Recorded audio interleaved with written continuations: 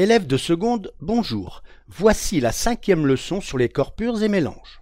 Dans cette leçon, nous verrons quelles sont la composition approchée et la masse volumique de l'air que nous respirons. Nous verrons, à travers des exemples, comment la mesure de volumes et de masse permet d'estimer la composition d'un mélange et nous profiterons de cette leçon pour faire des calculs de pourcentage. Lavoisier, chimiste français du XVIIIe siècle, est considéré comme le père de la chimie moderne, une chimie plus scientifique, avec des mesures et des raisonnements loin des méthodes des alchimistes des siècles précédents. On le voit ici avec sa femme Marie-Anne, qui l'aide beaucoup dans ses travaux. La République française le remerciera plus tard d'une drôle de façon. Le président du tribunal révolutionnaire déclarera « La République n'a pas besoin de savants ni de chimistes avant de l'envoyer à la guillotine ».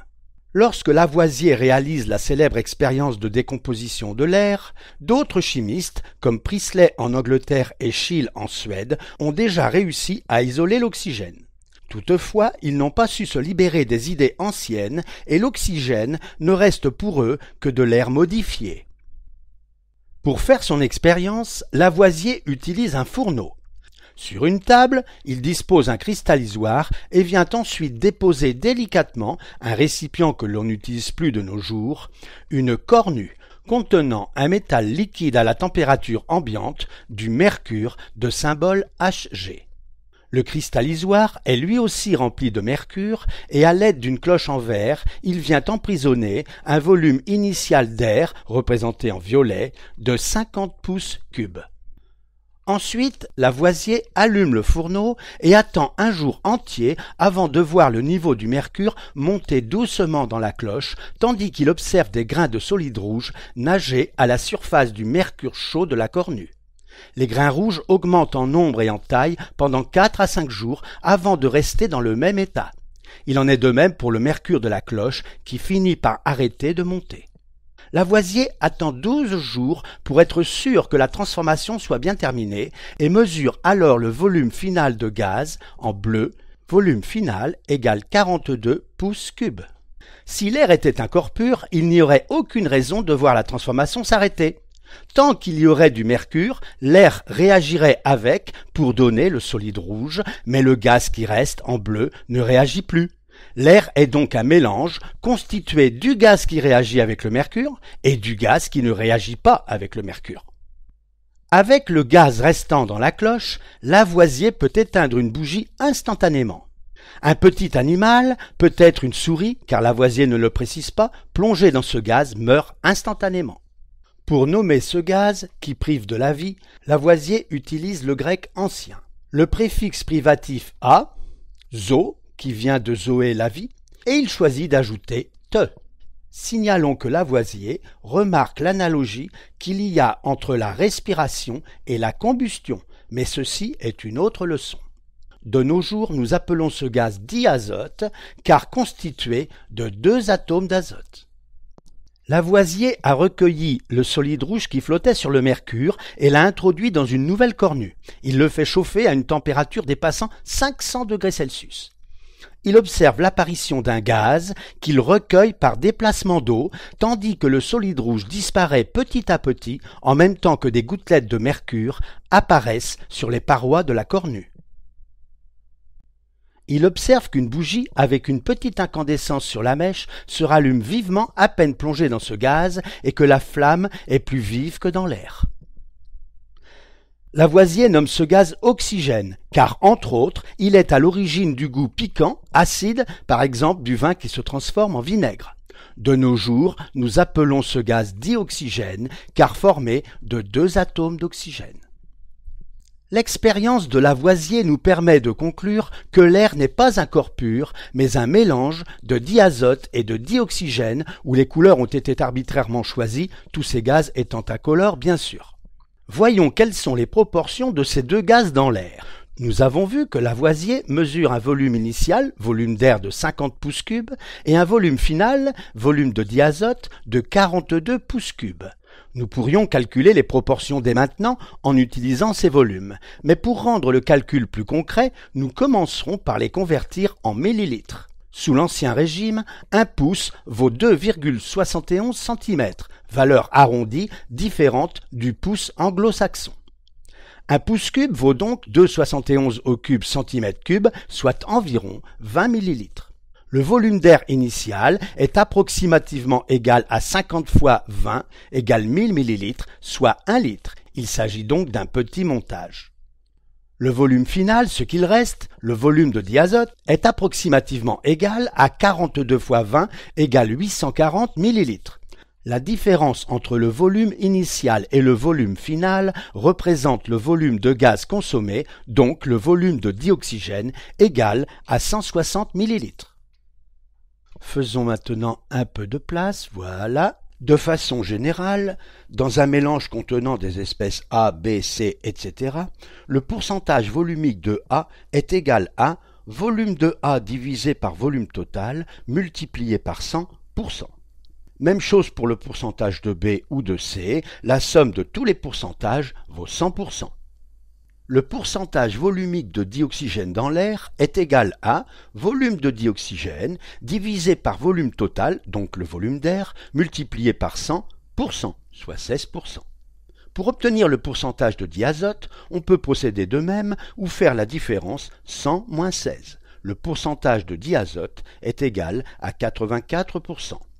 Ces résultats sont ceux de Lavoisier. Aujourd'hui, des mesures plus précises donnent respectivement 20 et 80% pour dioxygène et diazote. Autrement dit, dans un tout petit volume de l'atmosphère, on compte en moyenne 2 molécules de dioxygène et 8 de diazote, le tout étant animé en permanence d'un mouvement désordonné. Pour être plus précis, l'air est composé de 21% de dioxygène, 78% de diazote et 1% de tous les autres gaz, dont principalement l'argon. Pour déterminer expérimentalement la masse volumique de l'air, on commence par vider l'air à la température de 18 degrés Celsius environ, contenu dans une fiole de 2 litres, à l'aide d'une pompe à vide. Le scotch tout autour de la fiole permettrait de se protéger des éclats de verre projetés suite à une implosion si on cassait la fiole vide. On ferme le robinet rudimentaire en écrasant le tuyau. On éteint la pompe et on débranche le tuyau. On amène la fiole vide sur la balance. Voilà. Et on tare. On attend maintenant. Voilà. Il ne reste plus qu'à faire entrer l'air dans la fiole et lire la masse des 2 litres d'air. Voilà. On attend que la balance se stabilise. Voilà. Et nous allons lire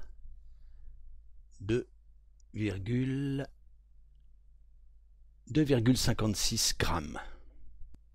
Il ne reste plus qu'à calculer la masse volumique de l'air, ρR égale masse air sur volume d'air égale 2,56 sur 2,0 égale 1,28 g par litre, soit ρR égale 1,28 kg par mètre cube en unité internationale. La valeur admise de la masse volumique pour cette température est de 1,22 kg par mètre cube, valeur proche de notre résultat. Comme nous avons calculé des pourcentages en volume, nous pouvons calculer des pourcentages en masse plus adaptés avec les liquides et les solides, comme dans un mélange liquide-liquide, liquide-solide ou solide-solide par exemple. En chimie, on trouve toujours des méthodes pour estimer les masses des différents constituants d'un mélange, et le calcul des pourcentages en masse se fait comme pour les volumes. Pourcentage de A en masse égale masse de A divisé par masse totale multiplié par 100%. Par exemple, le pourcentage en alcool du mélange 1 est égal à masse d'alcool divisé par masse du mélange fois 100%. Le pourcentage d'eau est le complément pour obtenir 100%. Même chose pour le mélange 2, pourcentage de sel égale masse de sel sur masse totale, donc masse d'eau salée fois 100%, idem pour le pourcentage d'eau, et pour le laiton, même chose, pourcentage de cuivre, pourcentage de zinc. Prenons par exemple de l'eau salée. On prépare un certain nombre de fois 1 litre d'eau salée en mettant une masse de sel croissante. On obtient ainsi des solutions aqueuses de sel de différentes concentrations en masse, C indice NaCl, que l'on reporte en abscisse. Pour chacune, on mesure la masse volumique que l'on reporte en ordonnée. Attention, les unités des deux grandeurs en abscisse et en ordonnée sont les mêmes, mais les grandeurs sont très différentes. En abscisse, il s'agit de la masse de sel introduite par litre d'eau salée. En ordonnée, c'est la masse d'eau salée par litre d'eau salée. Voici les résultats expérimentaux. Les points sont alignés sur une droite. Voyons comment cette droite peut nous servir pour déterminer un pourcentage en sel dans une eau salée en provenance d'une mer inconnue. On détermine d'abord la masse volumique de l'eau de mer inconnue et on trouve ρ égale 1035 grammes par litre. On utilise la droite pour en déduire la concentration en sel, ce qui nous donne environ 54 grammes par litre. Le pourcentage en sel est égal à la masse de sel divisée par la masse totale, donc la masse d'eau salée, multipliée par 100 pour 100. L'application numérique donne 5,2%. Il s'agit probablement d'eau de la mer Rouge. Mais il faut faire attention, cela pourrait être aussi de l'eau d'une zone plus salée que la moyenne, en Méditerranée par exemple. Voilà, la leçon est terminée. À bientôt!